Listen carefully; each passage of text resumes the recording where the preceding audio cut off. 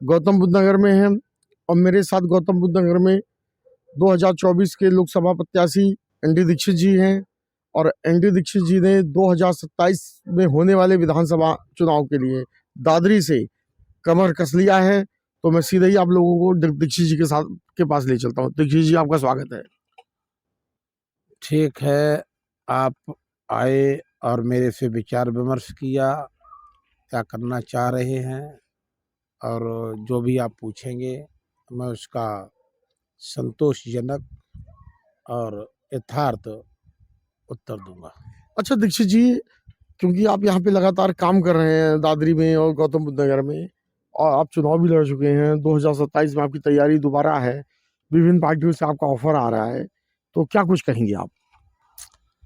देखो, पार्टियां तो आजकल ऑफर काफ़ी देती हैं कि आप चुनाव लड़िए और चुनाव की प्रक्रिया भी बताते हैं। जैसे अभी मेरे पास एक पार्टी है, नाम बताया जाए? हाँ, नाम बता दीजिए। पार्टी है लोक जनशक्ति पार्टी।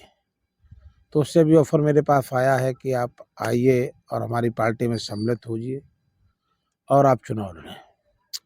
ठीक है, चुनाव तो हम लड़ेंगे और अपने उद्देश्यों पे चुनाव लड़ेंगे और हमारे उद्देश्य आज से ही नहीं, शुरू से यही रहे हैं। जब से मैंने एक चुनाव प्रक्रिया में पदार्पण किया कि आज मैं देख रहा हूँ कि शिक्षा विभाग काफ़ी कमज़ोर है इंडिया का। हमारे देश के कुछ कर्णधार कहते तो हैं कि हम भारत को 2045 तक विकसित बनाएंगे, लेकिन उनकी जो सोचें हैं वो संकीर्ण हैं, बहुत संकीर्ण सोचें हैं। क्योंकि जब भारत मेरा देश अशिक्षित है, जिसमें SC ST UGC जैसे एक्ट लगे हुए हैं जिनमें शिक्षा को अपंग किया जा रहा है, तो ये मुंगेरी लाल जैसे सपने तो हम देख सकते हैं कि 2045 में भारत को विकसित बना देंगे, लेकिन ऐसा हो नहीं सकता है। क्योंकि अभी मैंने जो देखा, UGC का प्रकरण चल रहा है, जो वर्तमान प्रधानमंत्री जी हैं, उन्होंने ये नहीं सोचा कि भारत देश को, जब हमारा देश आज़ाद हुआ था तो इसको 6 भागों में बांटा गया था। नंबर 1 सामान्य, नंबर 2 पिछड़ा वर्ग, नंबर 3 अति पिछड़ा वर्ग, नंबर 4 था SC सूचित जनजाति, अनुसूचित जनजाति, उसके बाद अल्पसंख्यक मुसलमान। कहने मतलब 6 भागों में से बांट दिया। उन्होंने ये नहीं सोचा कि हम 6 भागों में, देश ये पहले से ही विभाजित है और देश की आबादी 1.5 अरब की लमसम है, तो लमसम मुझे अंदाज है 25-25 करोड़ जनसंख्या सब में डिवाइडेशन होती है। तो प्रधानमंत्री जी ने ये विचार नहीं किया कि देश को मैं गृह युद्ध में ढकेल रहा हूँ और ये गृह युद्ध निश्चित होगा, ये भी सत्य है। क्योंकि हमारे जब देश आज़ाद हुआ था 1947 में, तो लॉर्ड लुईस माउंटबेटन ने कहा था, उन्होंने यहाँ की जब संविधान को देखा, कानून को देखा कि देश को अभी से 6 भागों में बांट के चल रहे हैं, तो उन्होंने एक अनुमान लगाया था और कहा था कि भारत देश जो है 100 वर्ष तक आज़ाद नहीं रहेगा। ये एक अंग्रेज बैफलर की आवाज़ थी और वो सत्यता जो है आज हमारे वर्तमान प्रधानमंत्री ने पूर्ण करके दिखा दी। क्योंकि देश में UGC जैसा जब एक जघन्य कानून लागू होगा तो जनरल समाज जो है वो उससे अतिपीड़ित होगा। जो अतिपीड़ित व्यक्ति किसी भी समस्या को हल करने के लिए किसी भी हद तक जा सकता है। जबकि मैं एक दिन पढ़ रहा था कि हमारे देश के 25% ब्राह्मण जो हैं अदर कंट्रियों में हैं और वहाँ पर CEO जैसे महत्वपूर्ण पदों पर बैठे हुए हैं।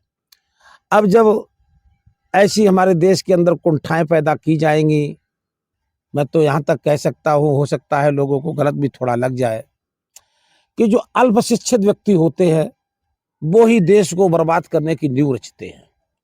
और जब देश बर्बाद हो जाता है तो बात के कहते हैं हमने क्या किया। क्योंकि हम तो इतिहास पढ़ा है, हमें हमारे पूर्वजों ने भी बताया है कि 1947 से पहले जब देश हमारा गुलाम था तो उन माताओं से, उन बहनों से, उन बुआ चाचा फूफाओं से पूछा जाए कि उन पर क्या बीतती थी।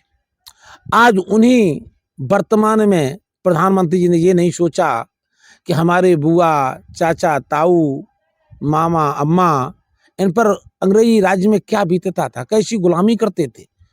ऐसे जब एक प्रतिष्ठित व्यक्ति जब इस मर्यादा को पूर्वजों की भुला देंगे और वर्तमान में थोड़ी मलाई क्या मिल गई, या तो मैं कट शब्द बोल रहा हूँ, मलाई क्या मिल गई, मोटे क्या हो गए, उन्होंने नातियों के लिए गुलामी लागू करने के लिए फिर ऐसे कदम जघन्य उठा दिए और देश को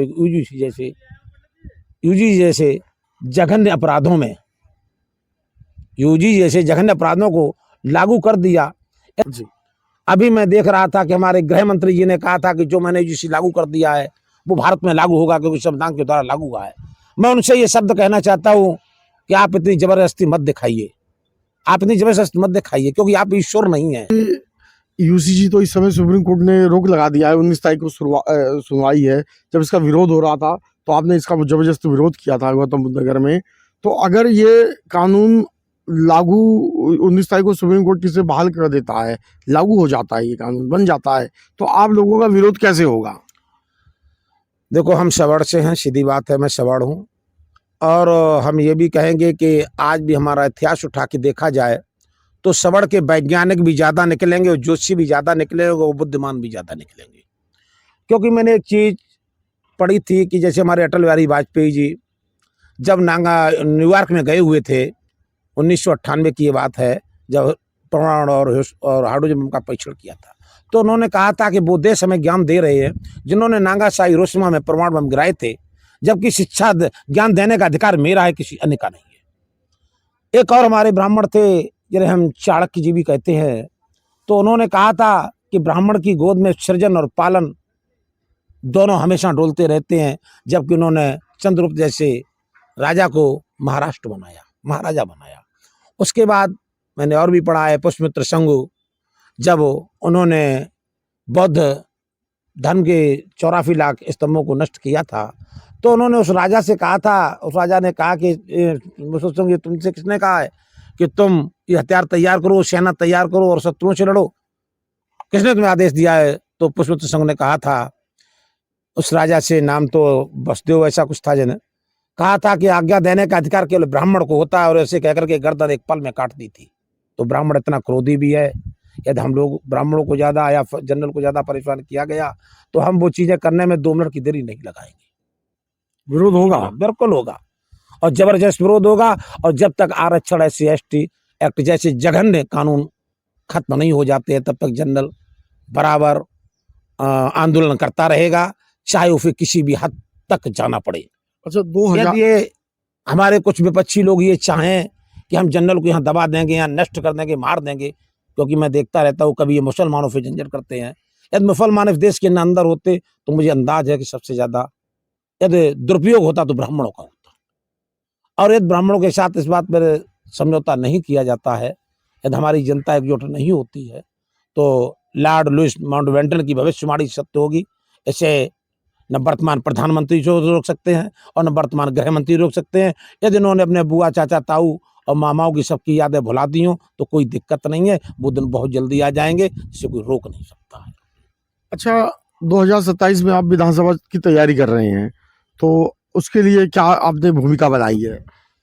देखो, 2027 में जो आपने कहा है, चुनाव लड़ने का मेरा मात्र एक उद्देश्य है, मैं किसी भी पार्टी से लड़ूं या स्वतः पार्टी बना के लड़ूं या निर्दलीय लड़ूं, तो मेरा साफ एक ही कहना है कि मैं शिक्षा पर ही चुनाव लड़ूंगा।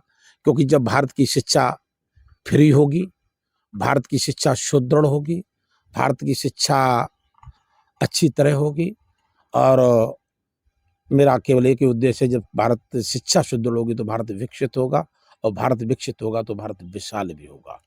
अब कुछ पार्टियां ये चाहे कि मैं आरक्षण करके भारत को विकसित कर लेंगे, तो वो 7 जन्म लेके आ जाए, इस भारत को विकसित नहीं कर सकते हैं। अच्छा, यूजीसी के मुद्दे पे आप प्रधानमंत्री जी से कोई अपील करना चाहते हैं? देखो, अब आपने ऐसा शब्द पूछ दिया है कि मैं अपने स्वाभिमान से समझौता तो भगवान से नहीं कर सकता हूँ। हम कभी अपील नहीं कर सकते, क्योंकि जिस व्यक्ति को हमने एक बार बनाया 5 साल के लिए, सवर्णों ने, सामान्य वर्ग ने एक साल उनकी ऐसे सेवा की, जैसे मैं क्या बताऊं, मैं तो सुनता रहता था। उनको 5 साल के लिए बनाया, तब भी उन्होंने केवल सबको गुमराह किया। 10 साल के लिए बनाया, तब भी उन्होंने देश को गुमराह किया। और जब 15 साल के लिए उन्हें कुर्सी दे दी, तो उन्होंने यूजी जैसा एक जघन्य अपराध लागू कर दिया, जिससे कि सवर्ण को सबसे ज्यादा कष्ट हुआ और सवर्ण का सबसे ज्यादा नुकसान भी हुआ। तो अब ऐसे व्यक्ति से प्रार्थना करना मूर्खों का काम होता है, जो मैं नहीं कर सकता हूँ। जनता से आप कोई अपील करेंगे? जनता से केवल एक अपील है कि यदि देश को शिक्षित, विकसित और संगठित करना चाहते हो तो आरक्षण को खत्म कर दो, क्योंकि आरक्षण जो नींव है वो आप उसमें दरार डालने वाली नींव है। दूसरी बात, आरक्षण में जो पैसे वाले हैं उन्हें आरक्षण मिल जाता है, जबकि हमारे देश में 4000 की लमसम जातियां हैं, सबको आरक्षण नहीं मिलता है। मैं देखता हूँ नाइयों को नहीं मिलता है, बघेलों को नहीं मिलता है, पाल लोगों को नहीं मिलता है, मेहतर लोगों को नहीं मिलता है, जिन्हें वाल्मीकि कहते हैं, वाल्मीकों को नहीं मिलता है, उनमें कुर्मी लोग होते हैं उन्हें नहीं मिलता है, मीणा लोगों, भील लोगों को कम मिलता है, मीणा लोगों को कम मिलता है, मेघालय लोगों को कम मिलता है, संस्था लोगों को कम मिलता है। ऐसे कहने का मतलब कम से कम 8 ही 10 जातियां ऐसी हैं जो आरक्षण का लाभ लेती हैं, बाद बाकी कोई जाति को आरक्षण का लाभ नहीं मिलता है, और वो जाति दबी कुचली और एक गरीब है। यदि इनके लिए शिक्षा इस देश में सुदृढ़ कर दी जाए और आरक्षण खत्म कर दिया जाए तो इन जातों का अवश्य भला होगा और ये देश हमारा स्वतंत्र रहेगा और देश विकसित और विशाल बनेगा। और यदि ये लोग चाहते हैं कि मैं आरक्षण लागू करके विकसित विशाल बना लें तो उनकी कोई ताकत नहीं चाहिए, 7 पीढ़ियां लेके आ जाए, कोई दिक्कत नहीं।